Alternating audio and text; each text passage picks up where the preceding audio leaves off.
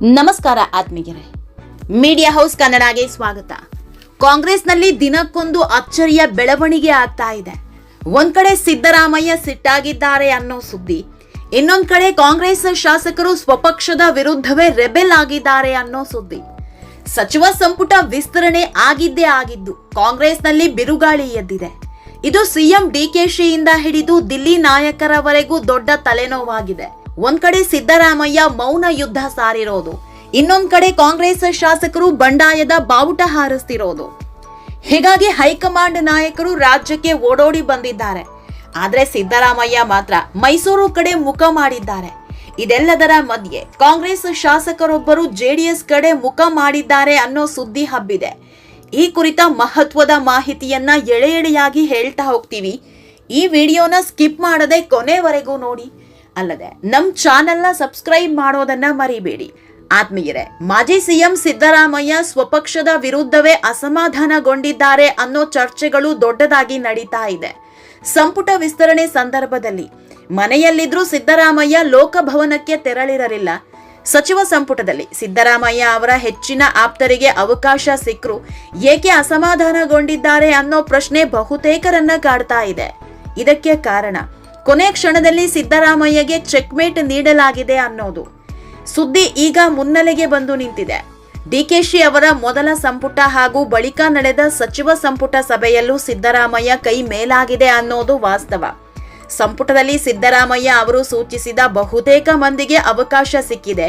ಹೀಗಿದ್ರೂ ಕೊನೆ ಕ್ಷಣದಲ್ಲಾದ ಕೆಲವೊಂದು ಬದಲಾವಣೆಗಳು ಸಿದ್ದರಾಮಯ್ಯ ಅವರ ಕೋಪಕ್ಕೆ ಕಾರಣ ಆಗಿದೆ ಅನ್ನೋ ಮಾಹಿತಿ ಈಗ ಬಹಿರಂಗಗೊಳ್ತಾ ಇದೆ. ಆತ್ಮೀಯರೇ, ಸಿದ್ದರಾಮಯ್ಯ ಸೂಚಿಸಿದ ವ್ಯಕ್ತಿಗೆ ಸಚಿವ ಸ್ಥಾನ ನೀಡದೆ ಕೊನೆ ಕ್ಷಣದಲ್ಲಿ ಮಿಸ್ ಆಗಿದ್ದು ಅವರ ಅಸಮಾಧಾನಕ್ಕೆ ಕಾರಣ ಆಗಿದೆ ಅನ್ನೋ ಚರ್ಚೆ ನಡೀತಾ ಇದೆ. ಕುರುಬ ಸಮುದಾಯದ ಕೋಟಾದಲ್ಲಿ ಬ್ಯಾಡಗಿ ಶಾಸಕ ಬಸವರಾಜ ಶಿವಣ್ಣ ಅವರ ಹೆಸರನ್ನ ಮಾಜಿ ಸಿಎಂ ಸಿದ್ದರಾಮಯ್ಯ ಸೂಚಿಸಿದ್ರು. ಆದ್ರೆ ಅದಕ್ಕೆ ಅವಕಾಶ ಸಿಕ್ಕಿಲ್ಲ. ಬಸವರಾಜ್ ಶಿವಣ್ಣ ಬದಲಾಗಿ ಗಾಯತ್ರಿ ಶಾಂತೇಗೌಡಗೆ ಅವಕಾಶ ನೀಡುವ ಮೂಲಕ ಸಿದ್ದರಾಮಯ್ಯಗೆ ಚೆಕ್ಮೇಟ್ ನೀಡಲಾಗಿತ್ತು. ಇಲ್ಲಿ ದಿಲ್ಲಿ ನಾಯಕರು ದೊಡ್ಡ ಲೆಕ್ಕಾಚಾರ ಹಾಕಿದ್ರು. ಸಿದ್ದರಾಮಯ್ಯ ಕೇಳಿದ್ದು ಕುರುಬ ನಾಯಕನಿಗೆ ಮಣೆ ಹಾಕಿ ಅಂತ. ಹೀಗಾಗಿ ಸಿದ್ದರಾಮಯ್ಯ ಹೇಳಿದಂತೆ ಕುರುಬ ಸಮುದಾಯಕ್ಕೂ ಅವಕಾಶ ಹಾಗೂ ಮಹಿಳೆಯರಿಗೂ ಅವಕಾಶ ನೀಡಿದಂತಾಗಲಿದೆ ಎಂಬ ಲೆಕ್ಕಾಚಾರದಲ್ಲಿ ಗಾಯತ್ರಿಗೆ ಮಣೆ ಹಾಕಲಾಗಿತ್ತು. ಯಾಕಂದ್ರೆ ಗಾಯತ್ರಿ ಕೂಡ ಕುರುಬ ಸಮುದಾಯಕ್ಕೆ ಸೇರಿದವರು. ಆದ್ರೆ ದಿಲ್ಲಿ ನಾಯಕರ ಈ ಲೆಕ್ಕಾಚಾರ ಸಿದ್ದರಾಮಯ್ಯರನ್ನ ಕೆರಳಿಸಿದೆ. ಯಾಕಂದ್ರೆ ಈಗಾಗಲೇ ಪರಿಷತ್ ಸದಸ್ಯ ಯತೀಂದ್ರ ಸಿದ್ದರಾಮಯ್ಯ ಸಚಿವರಾಗಿದ್ದಾರೆ. ಅವರು ಕೂಡ ಕುರುಬ ಸಮುದಾಯದವರು. ಹೀಗಿರುವಾಗ ಇದೇ ಕುರುಬ ಸಮುದಾಯದ ಮತ್ತೊಬ್ಬ ಪರಿಷತ್ ಸದಸ್ಯಗೆ ಸಚಿವ ಸ್ಥಾನ ಯಾಕೆ ಅನ್ನೋದು ಮಾಜಿ ಸಿಎಂ ಸಿದ್ದರಾಮಯ್ಯ ಅವರ ವಾದ ಆಗಿತ್ತು. ಇದೇ ಕಾರಣಕ್ಕೆ ಆಕ್ಷೇಪ ಕೂಡ ಎತ್ತಿದ್ರು.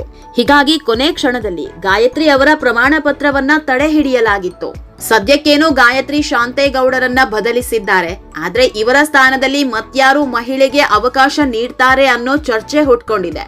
ಮಹಿಳಾ ಕೋಟದಲ್ಲಿ ಬೇರೆಯವರಿಗೆ ಕೊಟ್ರೆ ಕುರುಬ ಸಮುದಾಯಕ್ಕೆ ಅವಕಾಶ ಕೈ ತಪ್ಪುತ್ತದೆ. ಒಂದು ವೇಳೆ ಗಾಯತ್ರಿ ಬದಲಿಸಿ ಶಿವಣ್ಣ ಅವರಿಗೆ ನೀಡಿದ್ರೆ ಇಡೀ ಸಂಪುಟದಲ್ಲಿ ಮಹಿಳೆಯರಿಗೆ ಸ್ಥಾನ ಇಲ್ಲ ಅನ್ನೋ ಟೀಕೆ ದೊಡ್ಡದಾಗುತ್ತೆ.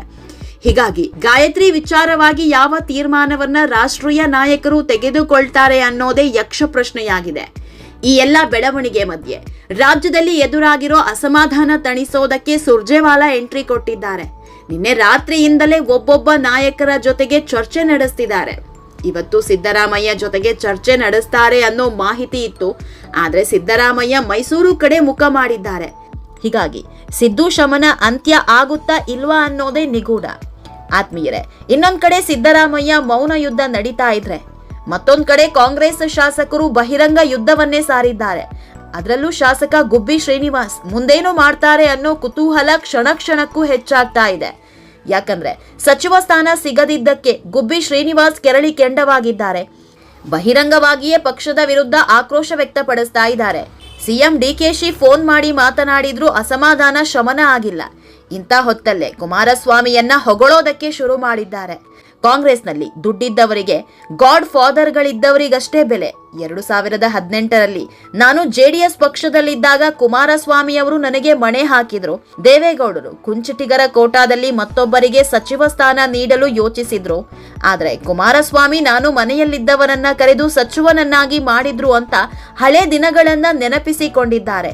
ಅಲ್ಲದೆ ನನ್ನ ಮತ್ತು ಕುಮಾರಸ್ವಾಮಿ ನಡುವೆ ಒಂದೇ ಒಂದು ವಿಚಾರದಲ್ಲಿ ಮಾತ್ರ ಭಿನ್ನಾಭಿಪ್ರಾಯ ಆಗಿತ್ತು. ಅದನ್ನ ಬಿಟ್ರೆ ಬೇರೆ ಯಾವುದೇ ವೈಮನಸ್ಸಿಲ್ಲ ಅಂದಿದ್ದಾರೆ. ಇದೇ ಈಗ ಎಲ್ಲರ ಕುತೂಹಲಕ್ಕೆ ಕಾರಣವಾಗಿರೋದು. ಶ್ರೀನಿವಾಸ್ ಮತ್ತೆ ಜೆಡಿಎಸ್ಗೆ ಹೋಗ್ತಾರಾ ಅನ್ನೋ ಚರ್ಚೆ ಹುಟ್ಕೊಳ್ಳುವಂತೆ ಮಾಡಿದೆ. ಯಾಕಂದ್ರೆ ಗುಬ್ಬಿ ಶ್ರೀನಿವಾಸ್ ರಾಜಕೀಯವಾಗಿ ಗುರುತಿಸಿಕೊಂಡಿದ್ದೇ ಜೆಡಿಎಸ್ನಿಂದ. 2004ರಲ್ಲಿ ಮೊದಲ ಬಾರಿಗೆ ಗುಬ್ಬಿ ಕ್ಷೇತ್ರದಿಂದ ಸ್ವತಂತ್ರ ಅಭ್ಯರ್ಥಿಯಾಗಿ ಶಾಸಕರಾಗಿ ಆಯ್ಕೆಯಾದ್ರು. ಬಳಿಕ ಜನತಾದಳ ಸೇರಿಕೊಂಡು 2008, 2013 ಮತ್ತು 2018ರ ವಿಧಾನಸಭಾ ಚುನಾವಣೆಗಳಲ್ಲಿ ಸತತವಾಗಿ ಜಯ ಗಳಿಸಿದ್ರು. 2018ರಲ್ಲಿ ಸಚಿವರಾಗಿಯೂ ಕಾರ್ಯನಿರ್ವಹಿಸಿದ್ರು. ಆದರೆ ಕುಮಾರಸ್ವಾಮಿ ಹಾಗೂ ಇವರ ಮಧ್ಯೆ ಅದೇನ್ ಮನಸ್ತಾಪ ಸೃಷ್ಟಿಯಾಯಿತೋ ಗೊತ್ತಿಲ್ಲ. 2023ರ ವಿಧಾನಸಭಾ ಚುನಾವಣೆಯಲ್ಲಿ ಕಾಂಗ್ರೆಸ್ ಅಭ್ಯರ್ಥಿಯಾಗಿ ಸ್ಪರ್ಧೆ ಮಾಡ್ತಾರೆ. ಜೆಡಿಎಸ್ ಬಿಟ್ಟು ಕಾಂಗ್ರೆಸ್ನಿಂದ ಗೆದ್ದು ಬೀಗ್ತಾರೆ. ಈ ಬಾರಿ ಸಚಿವ ಸ್ಥಾನ ಸಿಗಬಹುದು ಅನ್ನೋ ನಿರೀಕ್ಷೆಯಲ್ಲಿದ್ದವರಿಗೆ ಮೋಸ ಆಗಿದೆ.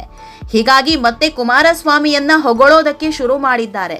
ಇದೇ ಕಾರಣಕ್ಕೆ ಮತ್ತೆ ಏನಾದ್ರೂ ಜೆಡಿಎಸ್ ಕಡೆ ಮುಖ ಮಾಡ್ತಾರಾ ಅನ್ನೋ ಚರ್ಚೆ ಹುಟ್ಕೊಂಡಿದೆ. ಆತ್ಮೀಯರೇ, ಈ ವಿಡಿಯೋ ನಿಮಗೆ ಇಷ್ಟವಾದಲ್ಲಿ ಲೈಕ್ ಮಾಡಿ, ಶೇರ್ ಮಾಡಿ, ಕಾಮೆಂಟ್ ಮಾಡಿ. ಇನ್ನೂ ನಮ್ಮ ಚಾನೆಲ್ನ ಸಬ್ಸ್ಕ್ರೈಬ್ ಮಾಡಿಲ್ಲ ಅಂದ್ರೆ ಮಿಸ್ ಮಾಡಬೇಡಿ, ಈಗಲೇ ಸಬ್ಸ್ಕ್ರೈಬ್ ಮಾಡಿ.